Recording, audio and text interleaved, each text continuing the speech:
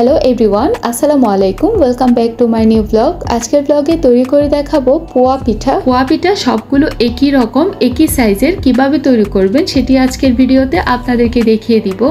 সাথে থাকবে অনেক রকম টিপস অ্যান্ড ট্রিক্স।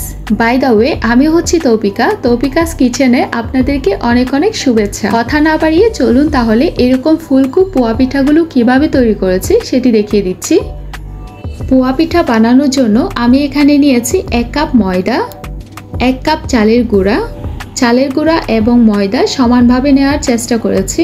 এখানে দিয়েছি ফ্রেশ নারকেল, সামান্য করে লবণ দিয়েছি, 1 কাপের মতো চিনি দিয়েছি, বেকিং পাউডার দিয়েছি 1/2 চা চামচ। এখন সব শুকনো উপকরণ একসাথে মাখিয়ে নিচ্ছি। মাখানোর পর এখন আমি হালকা কুসুম গরম পানি দিয়ে স্মুথ একটা ডো বানিয়ে নিচ্ছি। পানি আমি সব একসাথে না দিয়ে অল্প অল্প করে দিচ্ছি যাতে করে ডোয়ের ব্যালেন্সটা বুঝতে সুবিধা হয়।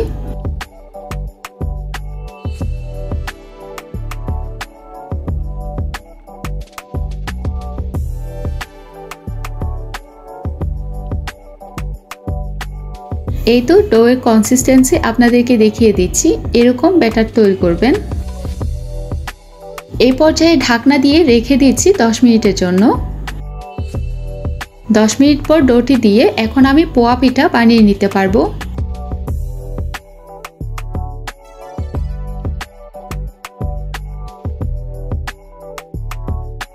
এখানে আমি একটি স্টিলের ঢাকনা নিয়েছি, ঢাকনাটি তেলে দিয়ে গরম করে নিয়েছি। অবশ্যই এটি ভালোভাবে গরম হওয়ার জন্য অপেক্ষা করতে হবে। ঢাকনার উপর ডোটি দিয়ে দিচ্ছি। এরপর ঢাকনাটি তেলের মধ্যে আস্তে করে ডুবিয়ে দিব। এরকম একটি স্টিলের ঢাকনার উপর দিয়ে যদি আপনি পোয়া পিঠাগুলো তৈরি করেন তাহলে দেখবেন পিঠাগুলো সব একই রকম একই সাইজের হবে। পিঠাটি তেলের মধ্যে দেওয়ার সাথে সাথে কিন্তু উপর দিয়ে ফুলে উঠে যাবে।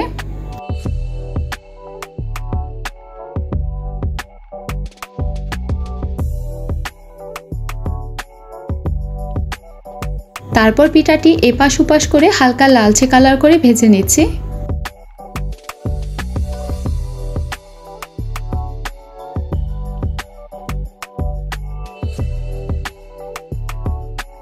পিঠাটি তৈরি হয়ে গেছে, এখন আমি উঠিয়ে নিচ্ছি। দেখতেই পাচ্ছেন কতটা ফুলকো হয়েছে পিঠাগুলি। একইভাবে আমি আরো কয়েকটি দেখিয়ে দিচ্ছি।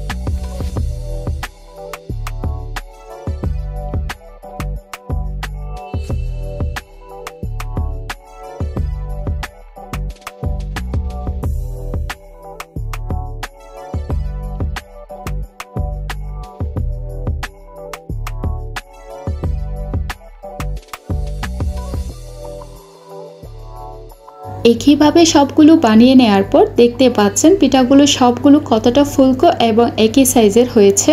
আমার দেওয়া ট্রিক্স ফলো করে যদি আপনারা পিঠাগুলো তৈরি করেন তাহলে দেখবেন পিঠাগুলো সব একই রকম হয়েছে।